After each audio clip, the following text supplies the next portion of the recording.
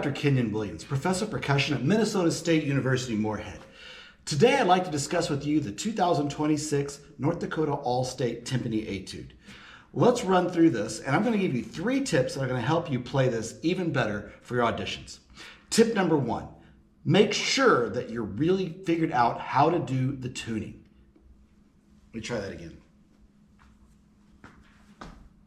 Hi, I'm Dr. Kenyon Williams, Professor of Percussion at Minnesota State University Moorhead. Today I'd like to share with you 3 tips to help you nail the 2026 North Dakota All-State Timpani Etude.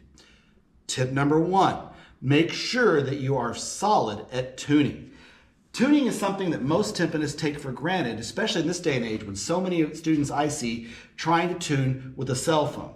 Well, at All-State, the judges want to see that you can tune by ear. So, how do you do that? Well, one of the first steps I would encourage you to do to go contact your local music store or go online and order a pitch pipe. A pitch pipe is a circular harmonica, basically, with all the pitches of the scale on it that you can use to practice your tuning. You can then blow the pitch, for example, an E flat and a B flat, as this etude needs, and then you can tune using that. You don't want to try to get used to tuning from a xylophone or vibraphone or marimba next to you, because that running back and forth is never professional and never what we want to see.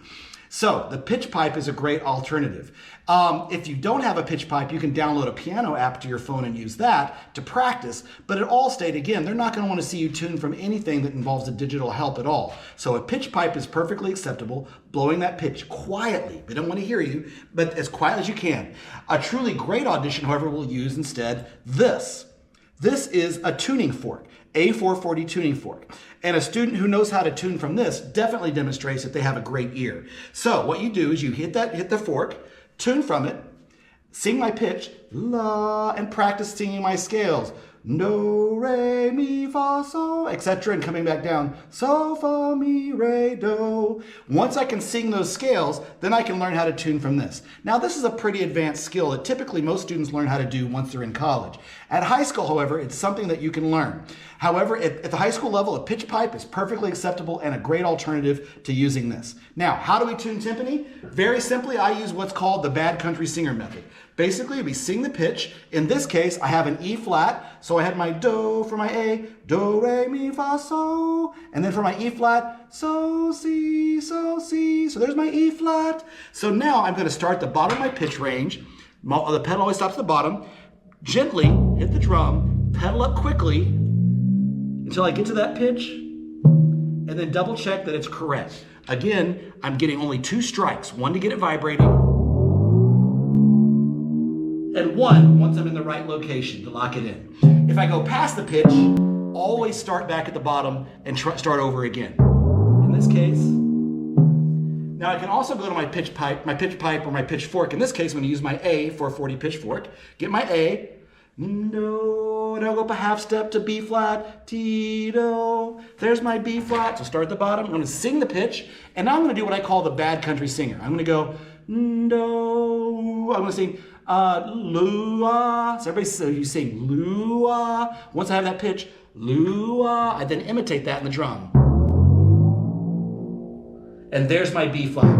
Lua. If I have a nice perfect fourth, I should have a Here Comes the Bride. There we go. I got a nice perfect fourth ready to go. So make sure you can tune. Now, that said, before we go on to step 2, notice that in the middle of this etude, you have to tune down. So the thing you want to remember on that is practice. Sit at the piano every day when you walk by a marimba or vibraphone. Touch that E flat and then touch it going down the D, D, da, and then go to your B flat. Practice going D, da, and get that in your head. E flat, B, E flat, D, B flat, A. So that when it comes time to tune, I then practice simply going da, da. I overshot it. Da, da, da, da. Practice going back and forth. And then the trick is when it comes time to play it in the actual audition, I want to tune in tempo. How do I do that? Well, I like to have my students either flick with the fingertip or touch it gently with the mallet. I actually prefer the flick because I want the judge to think I'm actually playing by using a mallet stroke. So flick is my middle finger there, and I'm literally just coming right off like that. I'm not thumping, don't want that, but rather flick like that. And what I'm going to do then is I'm going to tune in tempo. So if I finish the previous measure, 2, 3, 4, 1, 2, 3. So I'm going to be tuning in tempo. 1, 2, 3, and 4. 1, 2, 3, 4. 1, 2, 3. 1, 2, 3, 4. 1, 2, 3. And hopefully I've managed to get back to that correct D. My D was a little flat there, but I get the sound I want. So again, let me demonstrate. Tuning in tempo. So in my head, I'm thinking 1E and a 2E and a 3 and 4. Dampen 2, 3, 4, 1, 2, 3. Switch feet 2, 3, 4, 1, 2, 3, 1, a 2, and then I'm off to the races right there on my next portion. So one more time, I'm doing it under tempo just so you can kind of really see and hear what I'm doing. And carefully watch my feet, how I'm moving. Notice if I'm smart, I'll actually have my foot on that pedal ready to go before I get to the tuning section so I'm not jiggling around trying to get there quickly. So slowly then, starting in measure number 8,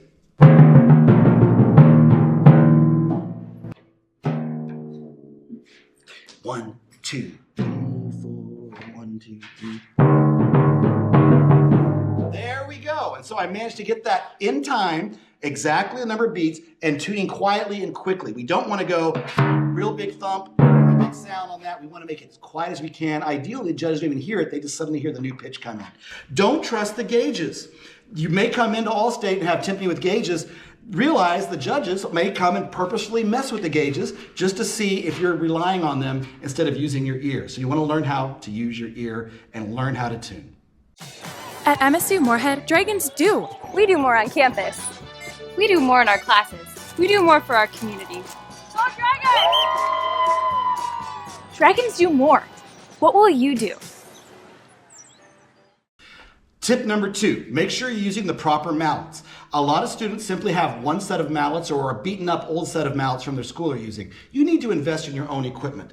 Trumpet players buy their own trumpets, trombones buy their own trombones, saxophones buy their own reeds and their own saxes. You need to buy your own mallets. A good set of timpani mallets like these innovative concert timpani, CT, in this case CT3s, are about $30 to $35 each, depending on where you purchase them. Now, I really recommend these because they're solid, they last a long time, and to make mallets last a long time, never touch the cotton. We never want to touch that, and keep them in the original plastic bag. If you don't have the original plastic bag, you can simply get a plastic sandwich bag, like a Ziploc, and store them in that. Because every time you touch the cotton, you're going to make it fall apart and fray. You want to keep them as solid as you can for as long as you can. Now, when we're using these mallets, we're going to grab the timpani mallet, we're going to put it in the very bottom, unlike a snare drum stick like this. We're going to choke to the very bottom, put the butt end of the stick in there, thumb on top. I'm going to play like this, and I want to make sure I'm pulling off for a good stroke and a good tone. Notice I'm striking about 1/3 of the way in from the drum, not the center. Gives me a very thumpy sound, not the edge. Gives me a very thin sound, about 1/3 of the way in. And notice too, I'm thinking almost like a piece of the pie. If there's that piece, that circular third, I'm playing like a little pie piece there. Big strokes coming off, avoiding this sound, or rather a nice full sound, and always doing what we call a full stroke. Start high, end high. I never go down and get that wow, wow, wow sound. Instead, I want to come off with a full, relaxed stroke. Now, that said, if I'm using the proper mallets, I'm going to have a nice, clean sound. I really like the CT3s for this because they're a general mallet, but they're a little more hard. So at the very beginning, I have a nice, clean 16.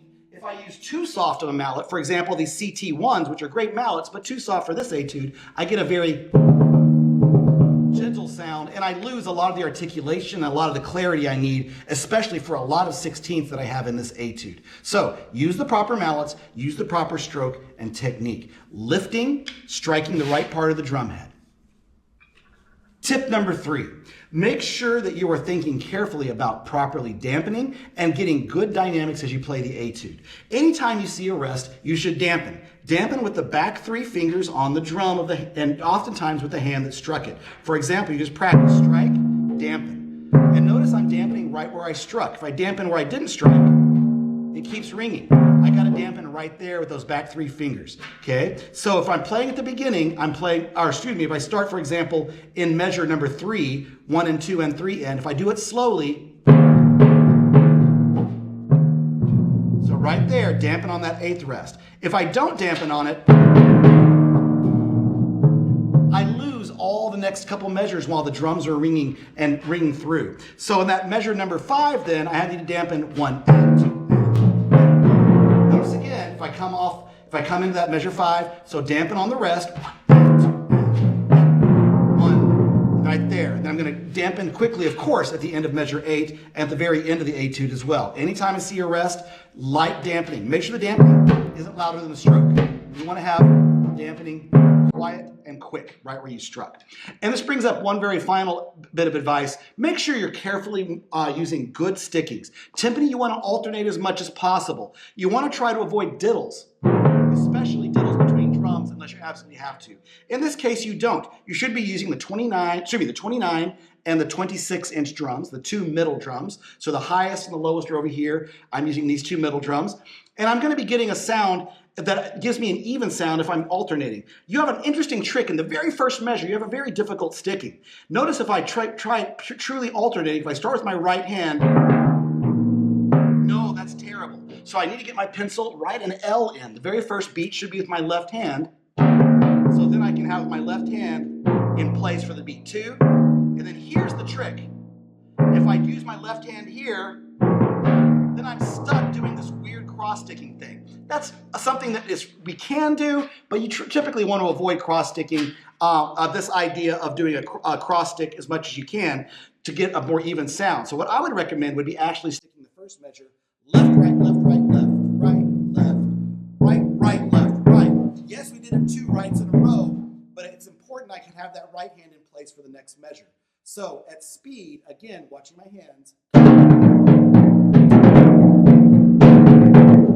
So the last half of that bar on beat 3, left, right, right, left, right. So I quickly move through.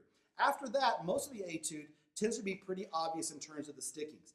Notice I do have that issue happen again, however, in measure number 14, and my mezzo forte, in slow motion, right, left, right, left, right, right, left, right. Again, I want to, and bum, bum, bum. At tempo, 1, 2. And notice again, dampening on those rests. Nice even rolls, single stroke rolls. Don't buzz, don't double stroke. That's your snare drum, so is buzzing. Timpani is always single stroke, where we're always thinking about coming off and playing on that invisible third of the circle on the drum. All right, so I hope you find this useful and helpful. Good luck, and hope to see you at this year's North Dakota All-State.